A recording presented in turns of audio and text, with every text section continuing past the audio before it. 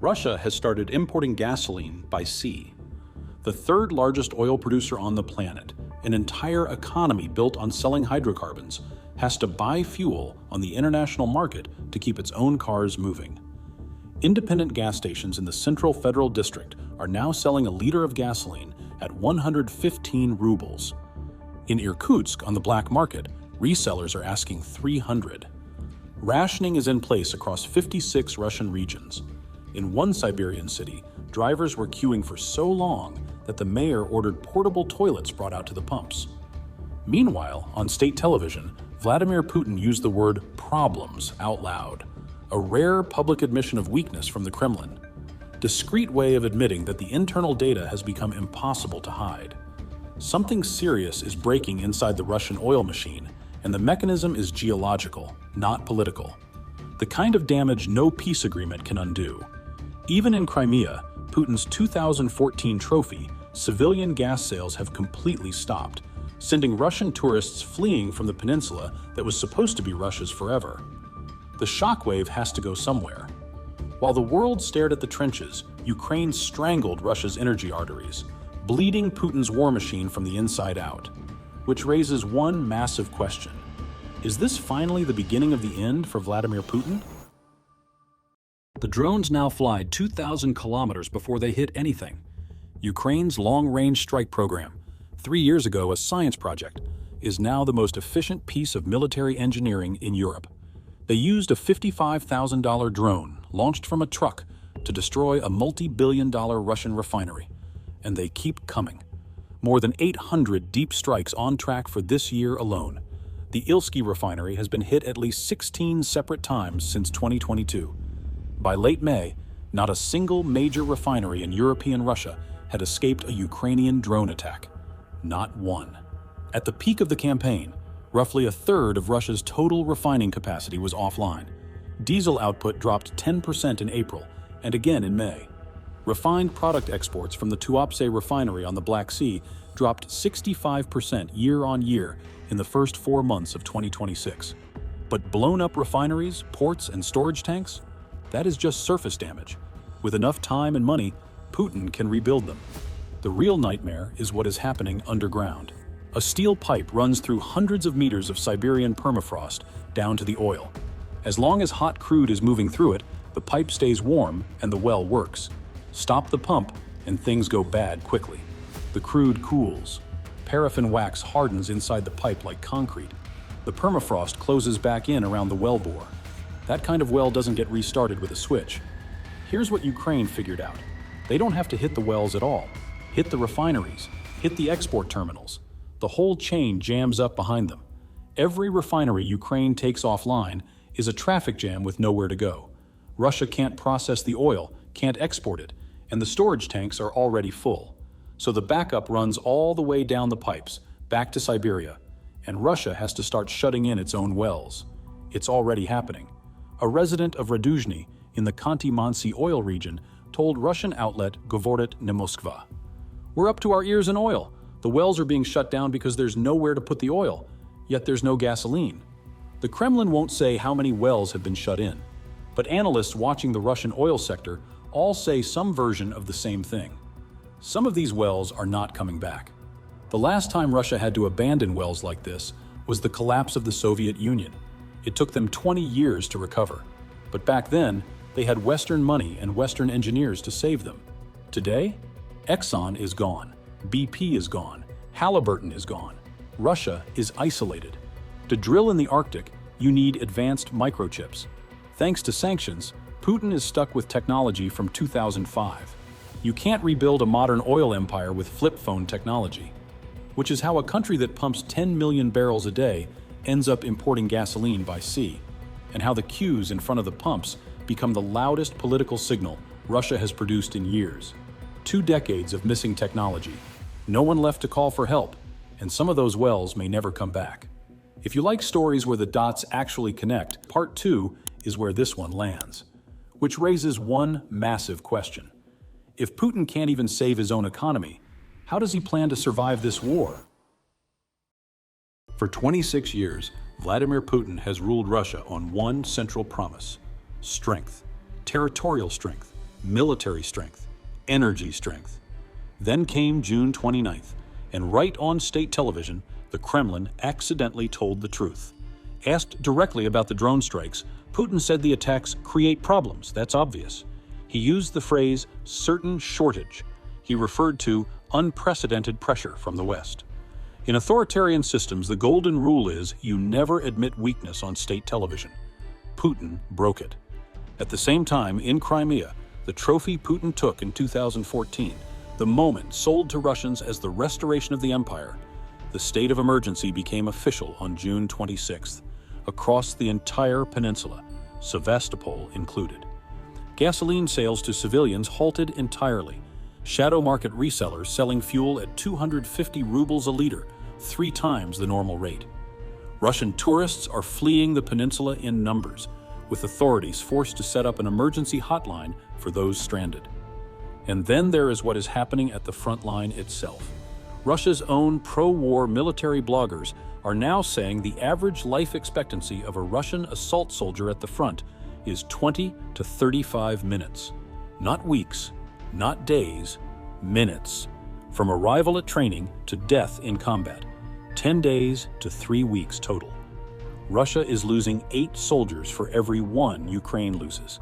To keep this pace, Moscow is offering sign-up bonuses of $80,000 plus $140,000 in debt relief in a country where the average monthly salary is $1,000. Roughly 1,000 new contract soldiers arrive at the front every day. Most survive under an hour. This is the demography Russia would need to repair its oil infrastructure. The same young men who could have been drillers and engineers in Yamal are being fed into a Ukrainian drone line at a rate of 1,000 a day. The oil collapse and the demographic collapse are not separate stories. They are the same equation, written twice. That is why the myth is cracking on state television. Refineries burn, the peninsula empties out, the men do not come home, and the man who built his brand on invincibility uses the word problems on live TV. The front lines are bleeding men Russia cannot replace, but wars aren't won with body counts. They are won with bank accounts. And that brings us to the only pillar Ukraine hasn't shattered yet, the Kremlin's cash reserves. Russia went into this war with a war chest. The National Wealth Fund, the sovereign piggy bank meant to cushion the state against this kind of shock, held liquid assets equivalent to 7.3% of GDP in February 2022. By April this year, that number was down to 1.7%. Roughly 2/3 of the fund's liquid reserves gone. The Kremlin has signaled it will stop drawing from the fund for now, because there is not much left to draw. The federal budget deficit tells the same story. Moscow planned for a shortfall of 3.8 trillion rubles across all of 2026. By the end of April, 4 months in, the actual deficit had reached 5.8 trillion. The government blew through the annual target in a third of the year, and by June, the number is above 6 trillion. Military spending in the first quarter alone rose 30% year on year. Classified expenditure, of which an estimated 85% funds the military, rose 43%. To keep the lights on, Moscow raised value-added tax from 20% to 22% on January 1st. It has been leaning on state banks to lend to state companies to fund military production, hiding a growing pile of corporate debt off the federal ledger. And the central bank has been cutting rates since June of last year, from a peak of 21% down to 14.25% today, trying to keep the civilian economy from choking under borrowing costs it cannot afford. And now the plot twists. In late February, war broke out between Israel, the United States, and Iran. The Strait of Hormuz closed. Somewhere between 10 and 13 million barrels a day, depending on whose model you trust, disappeared from accessible global supply. A bigger single shock than either the 1973 Arab oil embargo or the 1979 Iranian Revolution. Crude prices went over $100, and Russia, the crippled producer, suddenly found its remaining barrels worth roughly double. Russia is selling less. Each barrel it does sell is worth more. And for the moment, the two effects roughly cancel. The oil rescuing Russia's budget in 2026 is the oil the Middle East can no longer ship. That is the paradox holding the entire Russian state together right now. Only catch? The war's already winding down, and Russia's lucky break is going right along with it. A war Russia didn't fight, in a region it doesn't control, is the only reason the ruble isn't cratering right now. That cover is going away fast. The lifeline was always temporary. The customer list isn't. And the customer list is where things get grim. Russia has one big customer now. Its name is China. According to the Center for Research on Energy and Clean Air, the standard reference for tracking Russian energy exports since the war began, China accounted for 52% of Russia's fossil fuel export revenues in February, 43% in March, and 41% in April. China is Russia's largest customer, Russia's largest source of hard currency, and Russia's largest source of the electronics and machinery Moscow can no longer buy from the West. Two things are worth noticing about that arrangement. Beijing is extracting deep per-barrel discounts on Russian crude, well below Brent. This is not a partnership. This is a distress sale, paid in monthly installments. Second, the trend is falling. China's share of Russian fossil fuel revenues has dropped by 14 points in 3 months. Even the customer of last resort is buying less. Russia is trying to make it up elsewhere: Turkey, Brazil, India, Southeast Asia. The Philippines declared a national energy emergency in March. Vietnam and Thailand are now customers. But those countries are volume plays at ugly prices. The strategic dependence on Beijing does not go away by adding Manila, which is how a country of 143 million people, sitting on one of the largest hydrocarbon reserves on Earth, ends up a client state of its southern neighbor. The energy superpower is now the energy vassal. And for European viewers, this is where the story stops being about Russia. The European Union still buys 49% of Russia's liquefied natural gas exports, almost half. 4 years into a war Brussels officially opposes. In February of this year, the single largest European buyer of Russian LNG was France, 312 million euros in 1 month. That is the line the French government does not want anyone reading out loud. France, 4 years into a policy of sanctions against Moscow, was the European Union's largest importer of Russian LNG in February this year. Not Hungary, not Slovakia, France. Meanwhile, the European Central Bank has already raised the alarm on what happens if the Iran ceasefire cracks or Russian supply falls further. Its March scenario modeling: crude at $145, gas at 106 euros per megawatt hour, Euro area inflation running 6 percentage points hotter than the December forecast through 2028. Consumer confidence in the Euro area has already dropped sharply. Bank lending standards are tightening. And in the background, the analysts at CSIS, Belfer, Chatham House, and the Atlantic Council are all asking the same question. Not whether Russia is losing, that much is settled.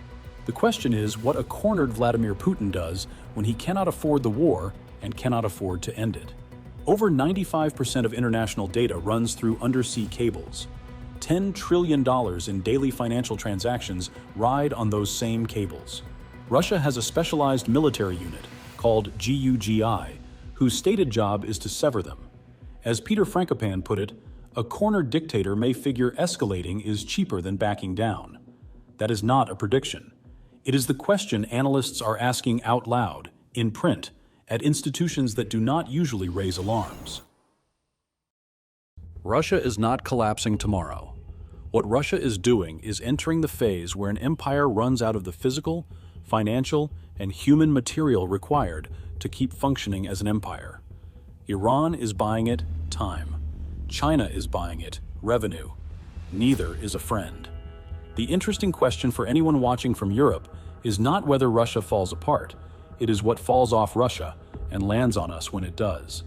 Whether the answer is a spike in the gas bill, a crack in a Baltic cable, or a French banking exposure nobody has flagged yet, the wiring is now in place to make it everyone's problem, not just Moscow's. Keep an eye on Russian gasoline prices. Keep an eye on the ruble against the yuan. Keep an eye on which European banks are quietly holding Russian LNG contracts they wrote before the war. The next 12 months will tell you whether the story we just walked through was the start of a slow, managed decay, or the year the empire finally cracked? If you have views on which, and especially if you are watching from Russia, from Ukraine, or from anywhere in Central Europe where the pipe is close, tell us in the comments. This story isn't over. Somewhere right now, a well is freezing, a cable ship is leaving port, and a number on a Kremlin spreadsheet just got worse. When it moves, we'll file it. Stay sharp, and I'll see you in the next one.